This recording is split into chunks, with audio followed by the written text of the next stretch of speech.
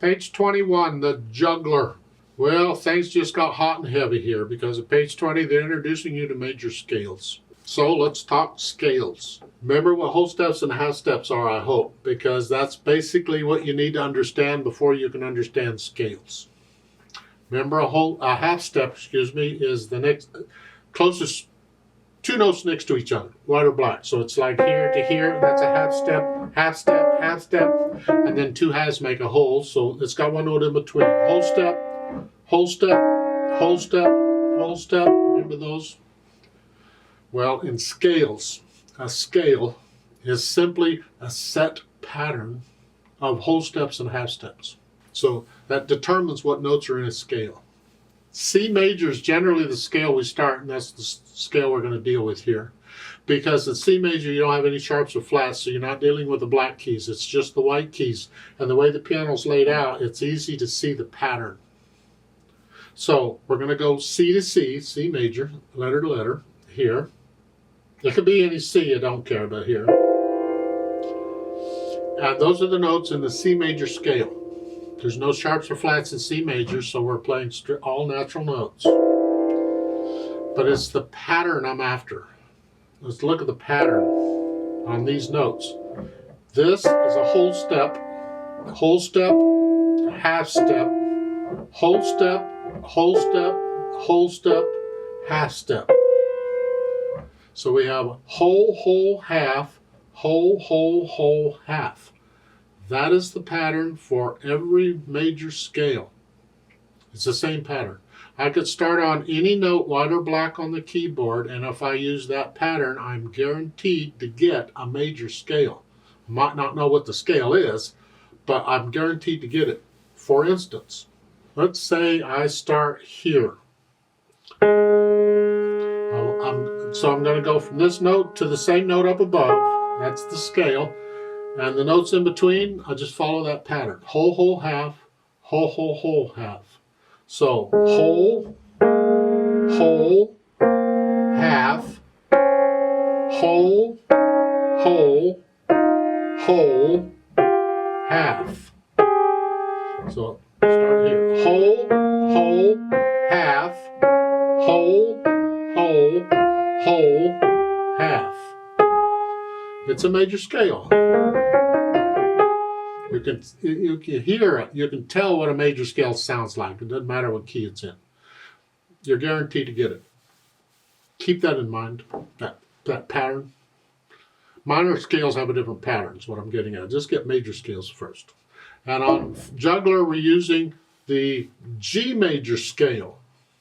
Oh, well, let's look at, because there's one sharp in the key signature in Juggler, and that's key of G major. So we're going to use the G major scale. Well, it would be from G to G. And it's got one sharp, F sharp. Otherwise, they're all white keys. Here. We follow that pattern, we should get it. Whole, half, whole, half. G major scale. I have videos on all the major and minor scales. It's in a playlist called Music Scales, and YouTube doesn't have an easy way to find it. I'm sorry. Search on it. I'll try and remember to put a link in the description for it. You need to bookmark that playlist, because once you're in the playlist, you can scan down and find the scale you need or scales you need. But go to the C major scale and the G major scale and the F major scale, because those are the keys we've had so far. And do those scales one octave up and down.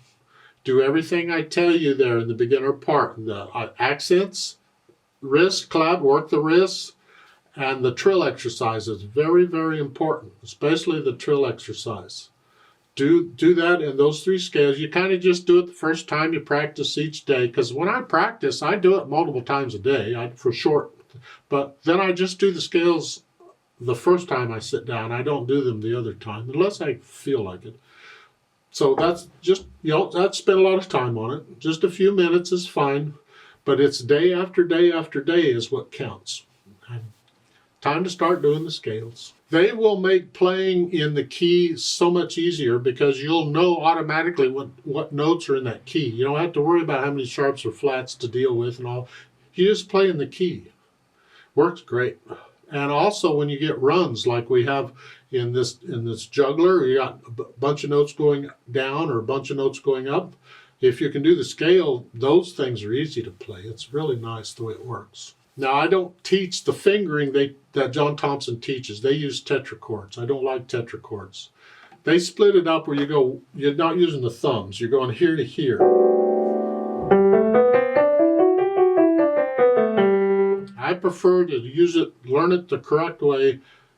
Two hands together and the hand works the whole thing, and it's a lot more challenging what I'm doing. But when I was little, my teacher used John Thompson books.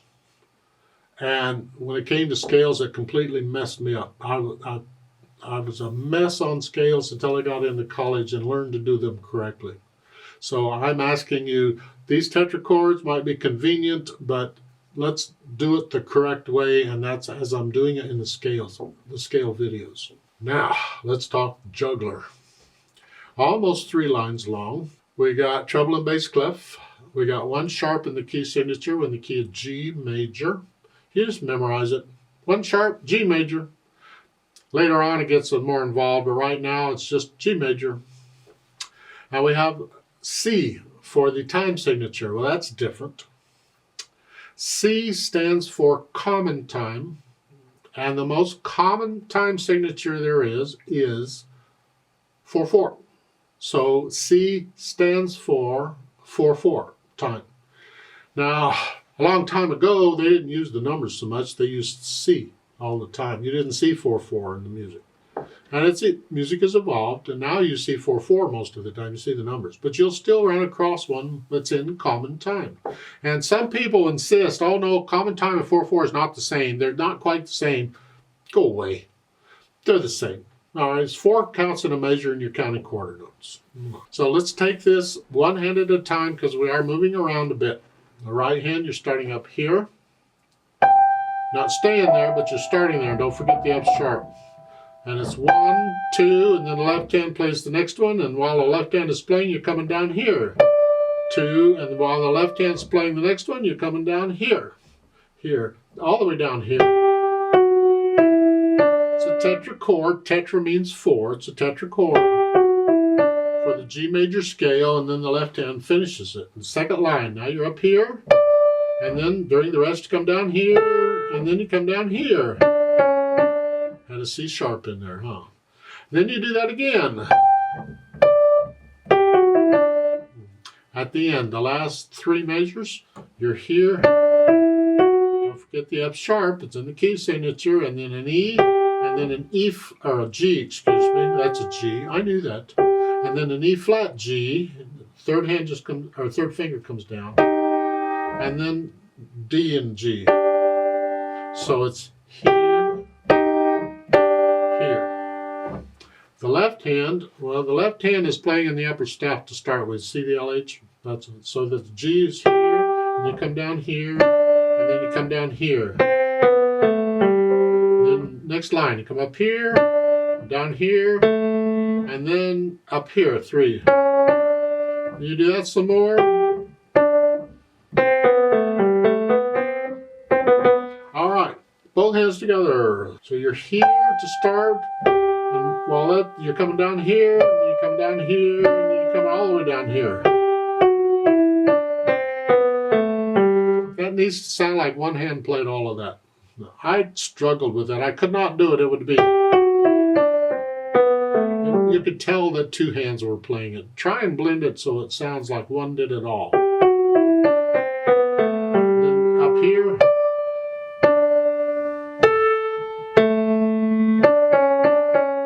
Oh, that's tricky. Let's start. The 3rd and 4th measures, second line. The hands are playing the same notes. The idea is, by letting the left hand do that, the right hand has time to move up. Otherwise, the right hand could have done them all. But now it's got to move up here.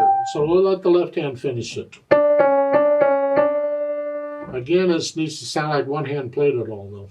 You put the notes together, and then when you feel you're ready and the hesitations go away, we think about the articulation. On these half notes, you can connect them if you want. You don't have to, but you can. There's nothing marked. Now connect this. It's a slur. Not a phrase, it's a slur. It's an 8-note slur. You're going to go down, connect, connect, connect, connect, connect, connect, and then we're up. Lift up here and connect these. Another slur. And then lift up. It doesn't say, but it's the end of a phrase. At the whole note, lift up. It's a musical sentence. Now in the last line, slur. Keep in mind with slurs, we don't always lift up before and after a slur. So I would connect those two slurs together in the first 3 measures of the last line. I'd connect those together. And you have a rest, then you have to lift up. And I'm kind of wondering if there's an error in the music, I'm not sure. Because in the third from the last measure, you have this. You come up on beat 4. 1, 2, 3, 4. But in the left hand, it's a staccato. Well, if I do that, see, this comes up, I'm still holding that down. In my mind, you should have a staccato in the upper note. The F sharp should be a staccato also, so both hands come up together. And then now it's all staccato. So, in my opinion, take a pencil or something and put in a staccato dot underneath the F, the F sharp here in that third to the last major. That note, put a staccato dot there and play it the same as the left hand. Here. It gets into interpreting music. We need to talk about interpreting music because a lot of teachers don't teach interpretation. They teach the ape method of. And I disagree with the ape method, and most of my teachers taught that way. That is monkey see, monkey do, which means the teacher demonstrates it and the student copies them. Play it this way. I hate that kind of teaching. It doesn't teach you to think, it just teaches you to copy other people. You don't need a lesson on how to copy, you can do that naturally. I need you to think about what's going on. Well, that comes interpreting the music. The music, written music, doesn't give you everything. It gives you a lot of stuff, but there's still a lot of stuff we can do. For instance, at the beginning of these half notes, there's different ways of playing these that nothing's marked. I could phrase them all or connect them all, slur them all together, connect them, and connect it to the next one. I could connect the whole line together. Or I could disconnect them. Not short, just disconnect them.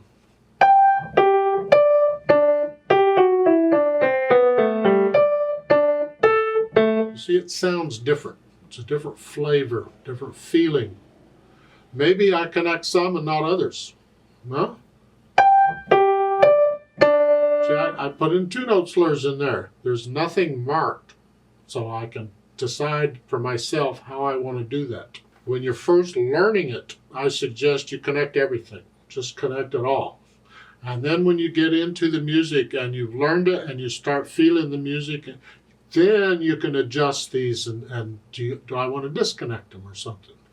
Don't violate what the music is telling you to do, but the music isn't telling you everything. You got a lot of leeway to do stuff in here.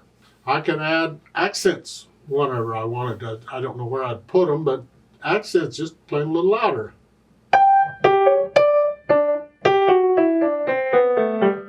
So I can accent where I feel like it. Don't have to. There's nothing marked, but it's interpretation. You experiment with it and make it yours. And then next we can add the dynamics. Starts out loud. It's for the melody. In this case, it's pretty much both hands melody. So whatever you think loud is, not super loud, just loud. And then come down a little bit to moderately loud here. Loud. Moderately loud. So you're just a little softer than the loud. Now in the last line, you're staying loud because you had loud at the end of the second line here. Now we're loud. Now they want you to go up to, no. I think they're missing something. We need something that brings, I don't want to stay loud because in the third measure of the last line I have a crescendo and I'm going to end it loud. I don't want anything prior to the last few measures being louder than the last few measures. It's like the last few measures ended all tied up. I don't want anything louder than that. So I'm going to adjust this back to interpretation. It's loud for the half notes. And then I think here, for the quarter notes, I'm going to come back down to moderately loud. And then I'm going to go back up to loud. And then loud. Don't get loud until the next to the last measure. So I'm going to go down to moderately loud. I could go down to moderately soft, but there's nothing in here that's soft, so I may not go that low. Moderately loud, and then I'm going to go back up to loud here. So moderately loud, the last line, moderately loud. And I'm still moderately loud here. So that arrow, I actually move that arrow over one measure. So I don't start it until the next measure. So then moderately loud, now come on. Now I'm loud, both hands. Yeah. And make sure you're collapsing the wrist on this. Don't tense up and play with a stiff wrist. And then the speed. Well, it depends on what you can play accurately. My Allegro is different than yours. You got to figure out, I don't know how well you're getting this. If you're struggling with it, keep it slow. Accuracy is more important. To me, it's...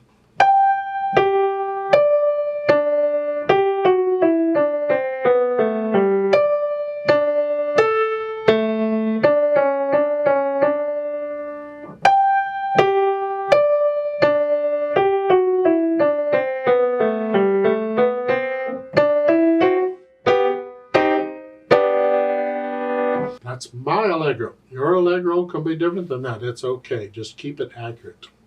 I'd like to play it with you very slowly. Just double check that you have the correct notes and rhythms. Not going to do any dynamics. I will do the staccatos. So I'll give us 4 counts since it's in common time. 1, 2, ready, go. 1, 2, 3, 4. 1, 2, 3, 4.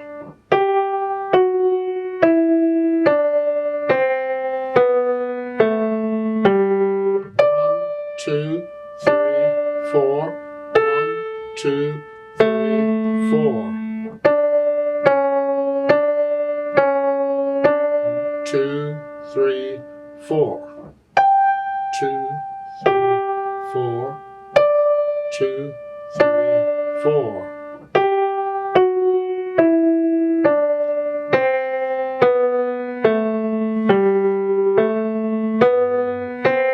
Rest,